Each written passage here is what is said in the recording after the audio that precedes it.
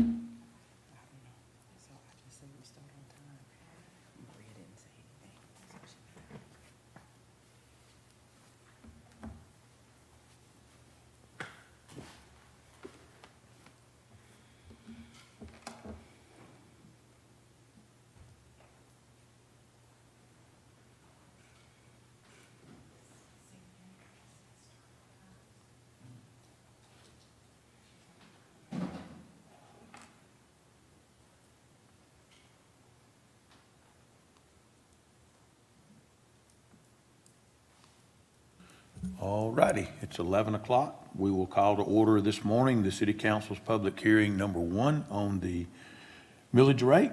And Ms. Karin Callan is here. I'm Mark Adams, the budget and I'm the finance chair for the Finance Committee. And I will read the item and then Ms. Callan will take over from there. Hold a public hearing to consider the proposed 2021-2022 ad valorem tax millage rate for maintenance and operations. Ms. Callan? Yes, sir. Thank you. Again, my name is Karin Callan. I'm the finance director here with the City of Douglasville. Welcome to our first of 3 required public hearings that we will have on the 2021 millage rate. I have a quick 2-minute presentation, and then after that, we will have public comment. I'd like to point out first that your total taxes that you pay into the city are made up of 2 components. One is the maintenance and operation piece of the millage rate, and the other is the bond piece of the millage rate. The maintenance and operation rate, the revenue generated from that goes into our general fund for our general operations, and the bond millage rate goes into pay our debt service payments. For our total proposed rate this year of 8.111. So the total millage rate is made up of both the M&O and your bond rate. And you can see here that we are decreasing in total by 2% from the prior year. We're able to decrease our bond millage rate because our property tax digest has increased. Our proposed M&O millage rate is 7.211, and that has been the same over the past 3 years. The bond millage rate is going down 15.73%. And again, as our total digest increases, we're able to generate more revenue or the same revenue for our debt service payment with a lower bond millage rate. Why do we have to advertise it as a tax increase? I have a quick example here. If your home value goes up by 5%, you'll be paying more taxes with the same millage rate. In this example, from $200,000 to $210,000 is an annual increase of $28.84 or $2.40 monthly. If your property values stay the same, then if you're just looking at the maintenance and operation piece of the millage rate, you will not be paying any additional taxes. It will stay the same for the maintenance and operation. You'll end up paying less taxes because the bond millage rate decreased. And if for some reason your property value declined $200,000 to $190,000, you'll be paying less taxes. If the state does not, if the city proposes not to adopt the rollback rate, then we are required to have 3 public hearings. So we have one this evening at 6 o'clock during the regular meeting. We have a Thursday, September 2nd at 5:30, and then the final adoption will be September 2nd at 5:45.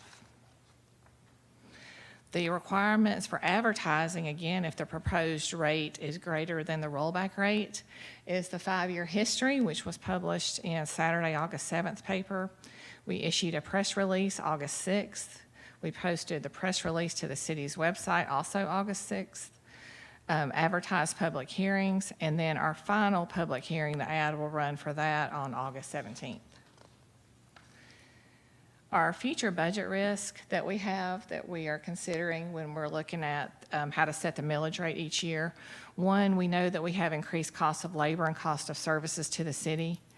SPLOST, we have an election coming up, and we're looking at funding future capital needs. So far, our SPLOST is looking at, it's going to be a $39 million SPLOST. And if you divide that equally over 6 years, that's equivalent to about 4 mills. So if we didn't have a SPLOST and we wanted to generate the same amount of revenue, we would have to increase our M&O rate 4 mills to maintain our capital. Local option sales tax negotiations are also coming up. That could also affect our revenue coming in from sales tax. Service delivery negotiations, and most people know we're building the amphitheater and we'll have increased operations costs there. Also, any unknown risk, very similar. We didn't know 3 years ago or 4 years ago that we would have a pandemic this year. So that concludes my brief presentation, and this is a public hearing, so we welcome public comment. Thank you, Ms. Callan. I'll open the floor to anyone that would like to come forward and have a public comment. If you give us your name and address for the record, step up to the podium. We would welcome your comments this morning. It's only 11:05. Anyone would like to make any public comment, please come forward. Okay, seeing none, then we will close this portion of the public hearing. And unless there are questions or comments from staff, then we will adjourn this meeting and we'll pick up again at 5 o'clock. Thank you, folks. Appreciate you coming today. Thank you, Ms. Callan.